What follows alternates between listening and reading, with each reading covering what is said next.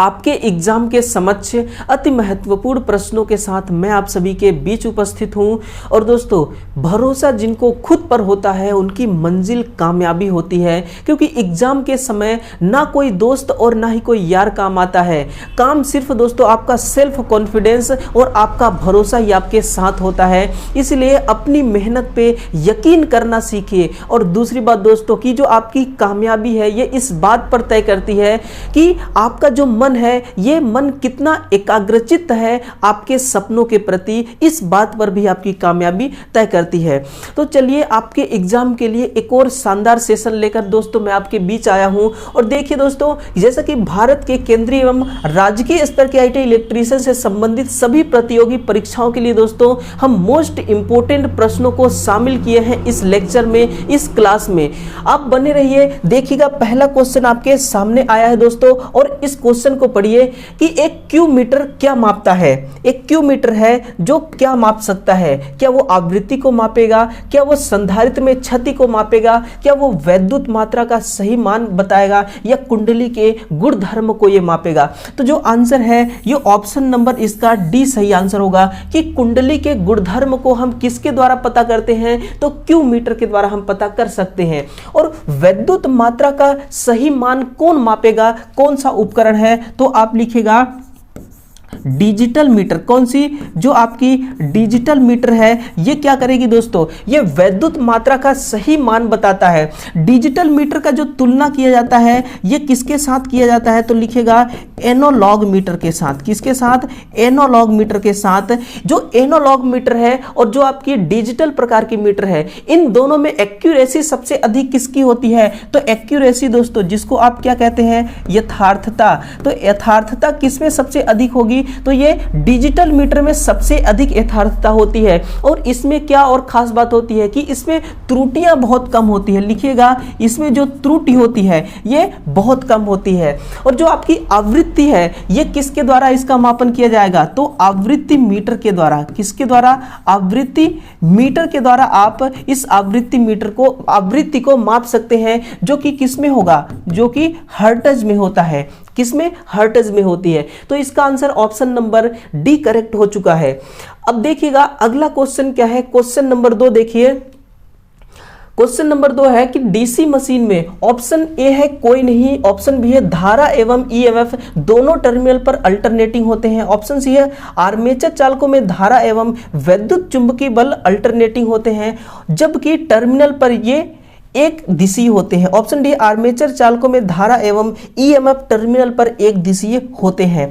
तो इसका आंसर क्या है? आप दोस्तों इसको आराम से देखिए, फिर इसका आंसर बताइए कि एक डीसी मशीन है, कौन सा ऑप्शन है जो डीसी मशीन के अंदर के गुणों को बता रहा है? तो ऑप्शन नंबर सी को पढ़िए आप, यही इसका सही आंसर है कि आर्मेचर चालकों में धारा एवं वैद्युत चुंबकीय बल अल्टरनेटिंग होते हैं जबकि टर्मिनल पर ये एक दिशीय होते हैं। इसका मतलब ये है कि जो डीसी मोटर होती है, डीसी मोटर के किस भाग में दोस्तों अल्टरनेटिंग करंट उत्पन्न होती है? तो आर्मेचर वाइंडिंग में। किसमें? आर्मेचर जो आपकी वाइंडिंग है इसमें एसी नेचर का क्या उत्पन्न होता है? तो ईएमएफ उत्पन्न होती है। और इस ईएमएफ के द्वारा जो करंट उत्पन्न होता है, ये जो करंट होता है ये भी किस नेचर का होता है? अल्टरनेटिंग नेचर का। नोट करिएगा, ये अल्टरनेटिंग प्रकृति की होती है, अल्टरनेटिंग प्रकृति की। और इसमें जो विद्युत चुंबकीय बल है ये भी अल्टरनेटिंग के होते हैं। लेकिन जब यही करंट और यही विद्युत चुंबकीय बल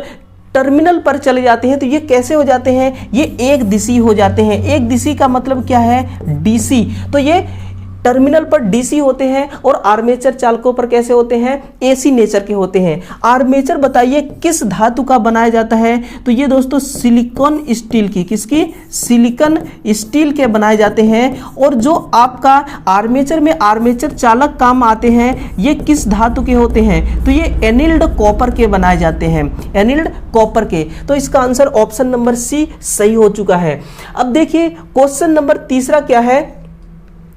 कि चालकों के मध्य उत्पन्न हुए आर्क को घटाने के लिए कौन सी वैद्युत युक्ति प्रयोग की जाती है? ऑप्शन पढ़िए, धारित्र, ऑप्शन बी है डायोड्स, ऑप्शन सी है वॉल्व और ऑप्शन डी है अवरोधक। तो इसका जो आंसर है ये ऑप्शन नंबर ए सही होगा दोस्तों, संधारित्र, यानी कि जिसको आप क्या कहते हैं, धारित्र के नाम से भी जानते हैं। सुनिए इसका यूज कहां पे करते हैं, तो आप दोस्तों जब भी किसी यूनिवर्सल मोटर के बारे में पढ़ते हैं, किस मोटर के बारे में, यूनिवर्सल मोटर के बारे में पढ़ते हैं, और इस मोटर की जो स्पीड कंट्रोल करने की विधि होती है, क्या करने की, स्पीड कंट्रोल करने की जो विधि होती है, उस विधि का नाम क्या है, CFS कंट्रोल विधि। इस कंट्रोल विधि में हम क्या करते हैं, इस कंट्रोल विधि में एक कैपेसिटर काम में लिया जाता है, और ये कैपेसिटर क्या करता है, इस विधि के द्वारा जैसे हम यूनिवर्सल मोटर की स्पीड को कंट्रोल करते हैं तो वहां पर NO-NC का एक पुश बटन होता है। जैसे ही वो पुश बटन NO से NC होता है या फिर NC से NO बनता है, तो उस दरमियान क्या होता है, एक चिंगारी उत्पन्न होती है। उस चिंगारी को समाप्त करने के लिए हम धारित्र का प्रयोग करते हैं, एक कैपेसिटर का प्रयोग करते हैं। डायोड से क्या करती है, ये AC पावर को DC पावर में बदलती है, AC पावर को ये क्या करती है, DC पावर में बदलने का काम करती है। और जो आपका अवरोधक है, ये अवरोधक क्या है, एक प्रतिरोध होता है। और प्रतिरोध किसको कहते हैं, प्रतिरोध एक युक्ति है, प्रतिरोध क्या है, ये एक युक्ति होती है। और इसमें विद्यमान, इसमें उपस्थित जो रेजिस्टेंस जिसको हम कहते हैं, ये इसका क्या होता है, इसका गुण होता है। तो ऑप्शन नंबर देखिए ए इसका सही हो चुका है क्वेश्चन नंबर 3 का। देखिए अगला जो प्रश्न है क्वेश्चन नंबर 4 क्या है, 4 डायोड्स का जोड़ा किस रेक्टिफायर के लिए सही साबित होता है? सुनिए ऑप्शन है अर्ध वेव रेक्टिफायर, ऑप्शन बी है पूर्ण wave bridge rectifier, option C है वोल्टता चतुष्क, ऑप्शन डी है पूर्ण तरंग रेक्टिफायर। तो जो इसका आंसर है ये होगा ऑप्शन नंबर बी, पूर्ण वेव ब्रिज रेक्टिफायर इसका सही आंसर है। और सुनिए दोस्तों, जो आपका पूर्ण वेव ब्रिज रेक्टिफायर होता है, इसमें 4 डायोड्स लगे होते हैं। जो डायोड्स होते हैं ये क्या होते हैं, किसको आप कहते हैं डायोड? तो दोस्तों जब भी P और N जैसे किसी सेमीकंडक्टर मटेरियल को आप ज्वाइंट करते हैं और ज्वाइंट करने से एक जंक्शन का निर्माण होता है, इस जंक्शन को फिर आप क्या नाम देते हैं, इसको आप नाम देते हैं डायोड। इसको क्या नाम दे देते हैं आप, डायोड, जो AC पावर को DC पावर में कन्वर्ट कर सकता है। और इस डायोड को क्या नाम दिया जाता है, तो आप लिखिएगा इसको हम नॉन रिटर्न वाल्व के नाम से भी जानते हैं। नॉन रिटर्न वाल्व का मतलब है कि ये जो आपकी वाल्व है ये केवल AC को DC में परिवर्तित कर सकता है, DC को AC में परिवर्तित नहीं कर सकता, इसलिए इसको नॉन रिटर्न वाल्व कहा जाता है। इसका आंसर है दोस्तों ऑप्शन नंबर बी। और जो आपका अर्ध वेव रेक्टिफायर है इसका प्रयोग कहां पर किया जाता है, तो आप लिखे मोबाइल फोन चार्जर में। कहां पर, मोबाइल फोन चार्जर में। जो आपका दोस्तों एडॉप्टर होता है, आप देखे होंगे जो आपका क्या होता है, एडॉप्टर। इस एडॉप्टर में दोस्तों कौन सा, किस वेव वाला रेक्टिफायर लगा होता है, तो हाफ वेव वाली रेक्टिफायर लगी होती है आपके मोबाइल फोन चार्जर में, है ना। तो इसका आंसर ऑप्शन नंबर देखिए, ऑप्शन नंबर बी सही हो चुका है। अगला क्वेश्चन देखिए, क्वेश्चन नंबर 5 क्या है, क्वेश्चन नंबर 5 है केल्विन किसकी SI यूनिट होती है? बताइए दोस्तों, जो केल्विन आपकी है ये किसकी SI यूनिट है? तापक्रम की, करंट की, टाइम की, लाइट डेंसिटी की? तो ये तापक्रम की SI यूनिट होती है। तापक्रम क्या है, तापमान क्या हमें इंफॉर्मेशन देती है? तो जो तापमान है ये हमें किसके बारे में बताती है, कोई वस्तु है, कोई मटेरियल है, वो ठंड है या फिर वो गर्म है, इसके बारे में हमें जानकारी देती है। अगर तापमान नहीं रहेगा तो हमें पता नहीं चलेगा कि कोई वस्तु ठंडी है या फिर कोई वस्तु गर्म है। तो किसकी पहचान कराती है तापमान, ठंड या गर्म का? तो आंसर ऑप्शन नंबर देखिए ए है। और जो तापमान है, इस तापमान को और किस किस मात्रा से मापा जाता है, तो आप लिखना